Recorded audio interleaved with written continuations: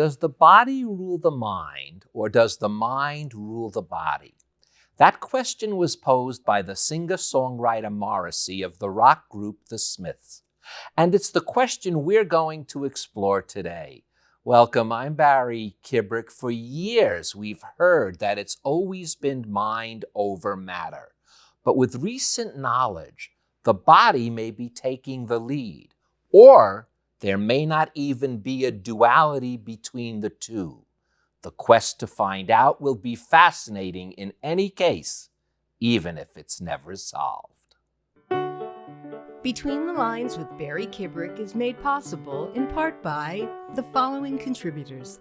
A complete list of funders is available at barrykibrick.com. As we delve into the body-mind quest, I want to share something with you that happened my senior year in high school. I was one of the captains of our football team, and this took place on the day of one of the games that were right near the very end of the season. It also happened to be the day of our final chance to take the SATs in order for us to get into college. On the last practice of the week, before the game on Saturday, I suffered from such a severe back spasm that I couldn't even get down into my stance.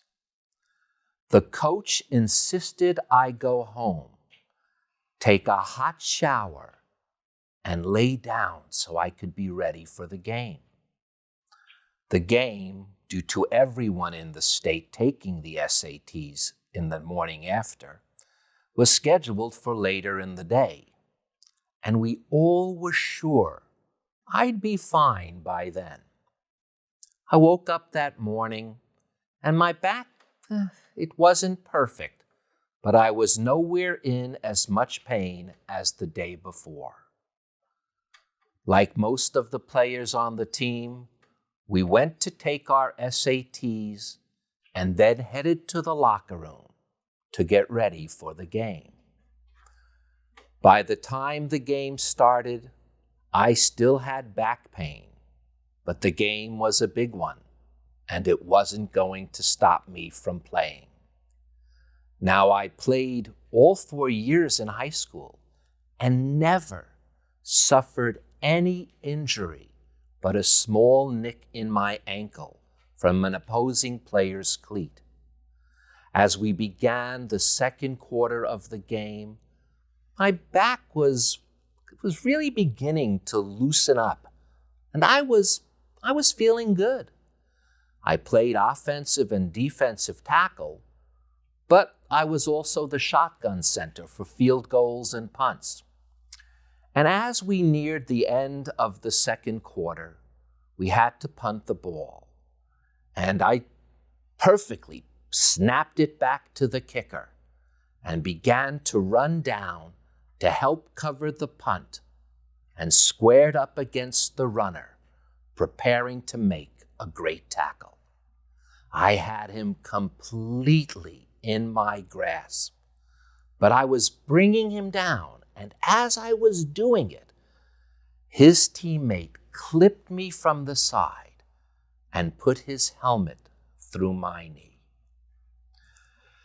It was not only a game-ending injury, but it would keep me from playing for the rest of my life.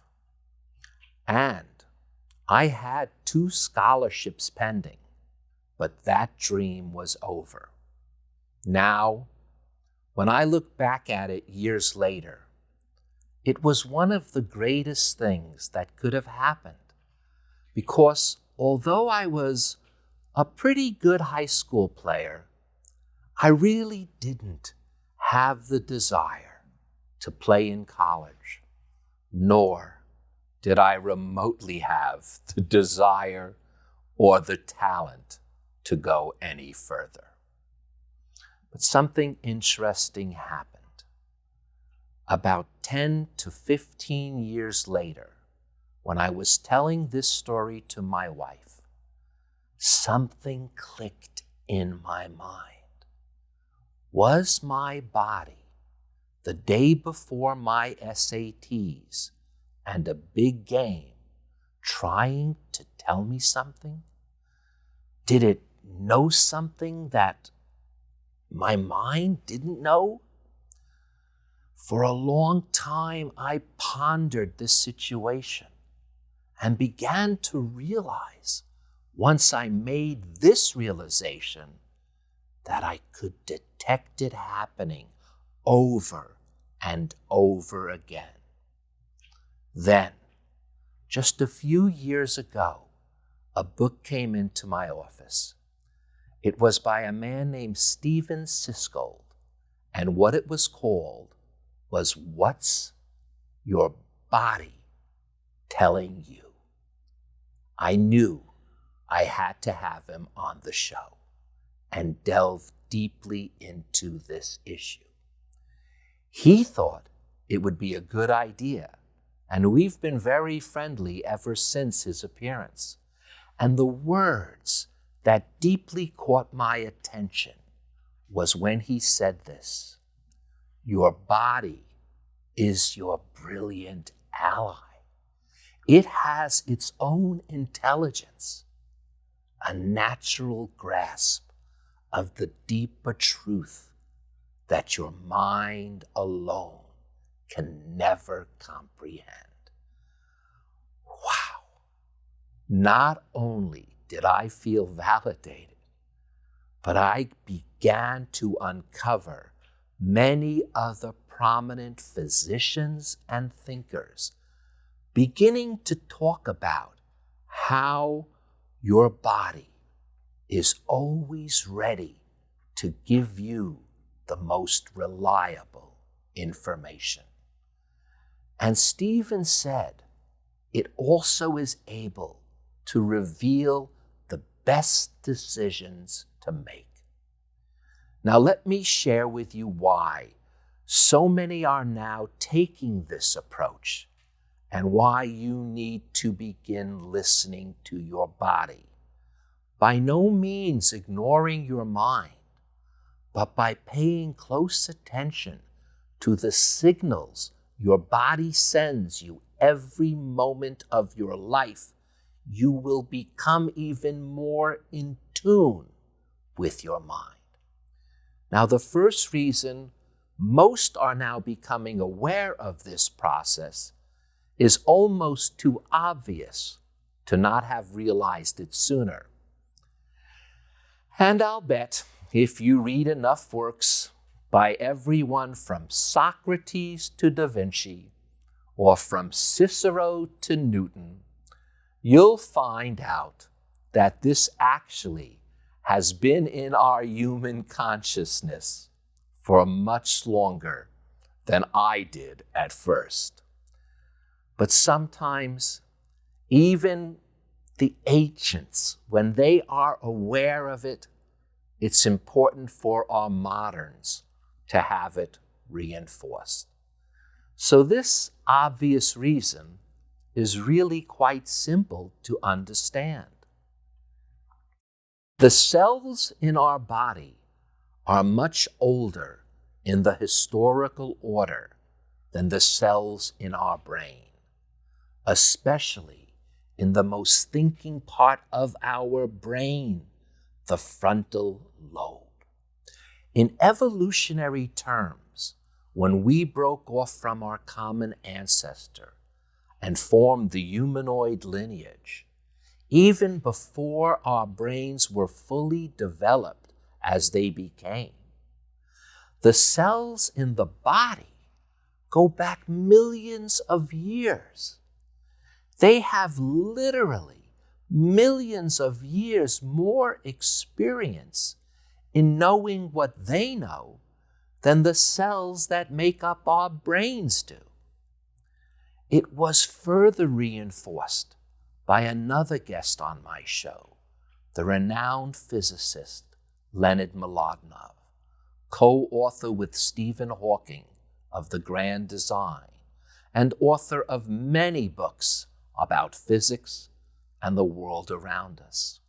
In one of his most recent books, The Upright Thinkers, he lets us know that part of the brain that sets us apart from other animals is relatively small, and it was very late in coming.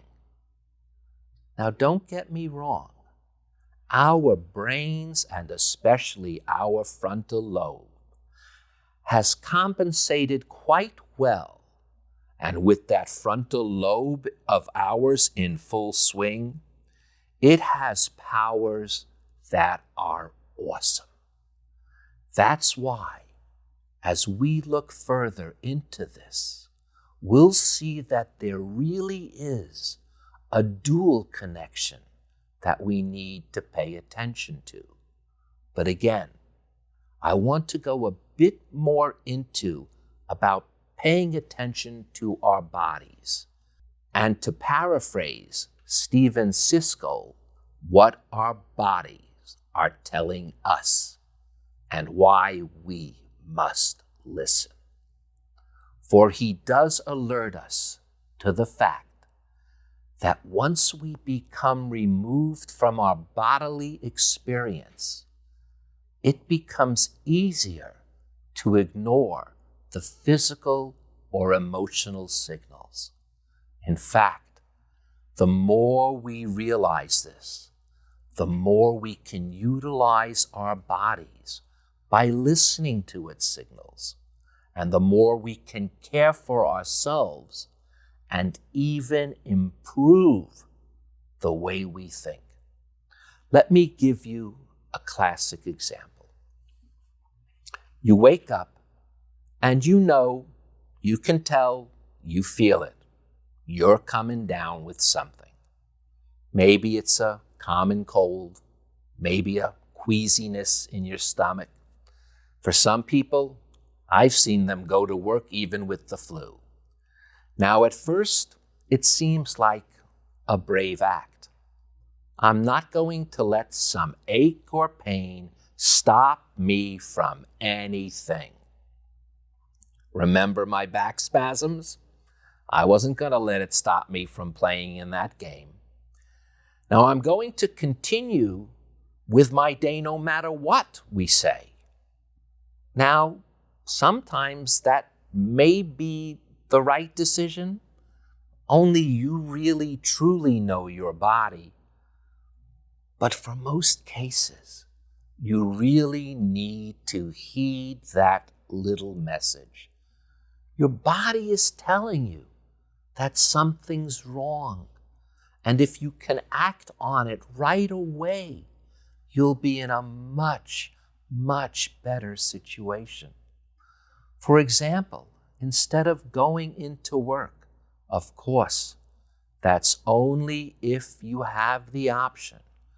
Please take the day off. Lay in bed, relax, and you'll be amazed at how quickly you will recover and get back to your normal homeostasis or body balance.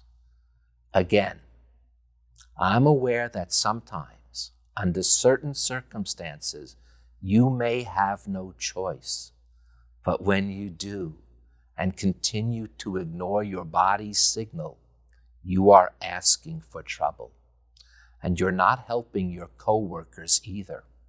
When we take a body-first approach, we instantly upgrade our perspective and decision-making power.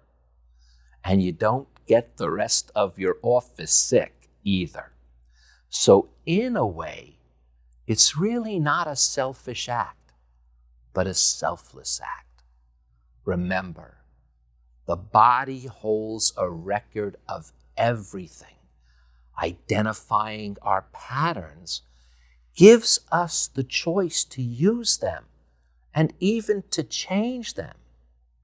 For every thought and feeling creates a physiological effect that occurs at a cellular level. And that level is extremely deep. That level goes back not just the 10 million or so years that we as a species have existed, but that goes back 100 millions of years that our cells have existed. The great philosopher Spinoza said, "Our physiology sparks emotions. Those emotions influence our thinking. And if we're not aware of that, those thoughts then, they act like gasoline we pour on our own emotions, which continue to build combustion in our bodies until they blow up and our body is in real pain or illness because it is totally affecting our physiology."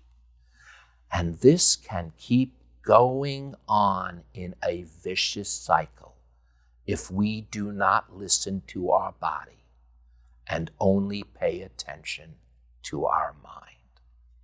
For your body speaks to you directly. The tricky part is that we can't always put our finger on where the brain steps in. And I don't want to underestimate that at all, for that really is the trickiest part, because we must combine the two. We must do it in order to take advantage of this knowledge. In order to take advantage, we must remain resilient and stay on our purpose to be engaged with our body, our beliefs, and our mind. And most importantly, not to sabotage any of them. Because I know that even though I know better, that's still so darn hard for me to do. I don't know about you, but I almost have to laugh at every time I've gotten in my own way of being certain I've known better and still did the opposite. Now, I must admit that, as I mentioned once in an earlier talk we had, that actually helped me out. It really did. But for the most part, why can't I just get it right the first time? Anyway, our body is always doing its thing, whether you choose to listen to it or not. What's miraculous about us as human beings is that we have the ability to make a choice in every moment. In every moment of our life, we can make a choice. And one of those wonderful choices is to get out of your head and into your body. But now, I can't help but think we also have to join the two back together, for they are not two separate entities. Sure, they may have different messages when it comes down to it. We've got to, though, bring them back into a oneness. Now, one renowned guest I had on my show was a gentleman named Dr. David Simon. He was head of the Chopra Institute, and he phrased the bringing of the mind and body together in a very visual way that thoroughly sent it home for me. He said, we have a mobile brain that moves throughout our entire body, not just located in our mind's brain, but located in all places at once, not just in the head, but in our body's cells. So our body's cells, along with our brain cells, really put the whole picture together. But there may be a little more to it. Saul MacLeod, a researcher at the University of Manchester in England, gives us one more thing that we need to ponder. And this, you'll see, this will throw us off a little bit, but I'll bring it all back together. He acknowledges that the mind is about mental processes, thought, and consciousness. The body is about the physical aspects of the brain's neurons and how the brain is structured. But then he asks this question: is the mind part of the body or the body part of the mind? If they are distinct, then how do they interact? And which of the two is really in charge? Well, now I get to give you my theory, because that's what I get to do when I chat with you. So here it goes. The bottom line is, the best medicine for the mind lays within the wisdom of the body. Pay close attention to it and stop trying to will it with your mind. And believe it or not, the mind's best intentions and the body's best intentions are really connected, because they all have a mind of their own. But the mind does house our spirit and our reason for being. And that is what life is all about. So give it plenty of room to breathe and let it guide you to treating your body better, and let your body guide you to treating your mind better. Now, as I often say, these words are easy to say, but putting them into action, that is what the challenge always is. I'm constantly trying to figure out how not to make it that way, but finally realized that's just the way it is. But you can do something to keep your eye on the prize. Narrow your focus. Completely opposite of what I was thinking a long time. Do not widen your focus, but narrow it like a marksman has to do. Don't widen it thinking you have to figure out everything you can about your body or your mind. Just begin to realize their interconnectivity.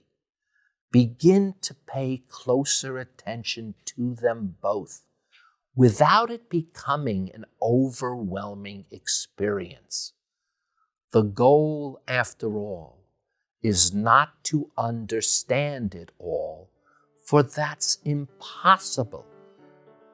The quest, however, is to become more aware and to better deal with your entire self, which inevitably will help you deal better with others as well.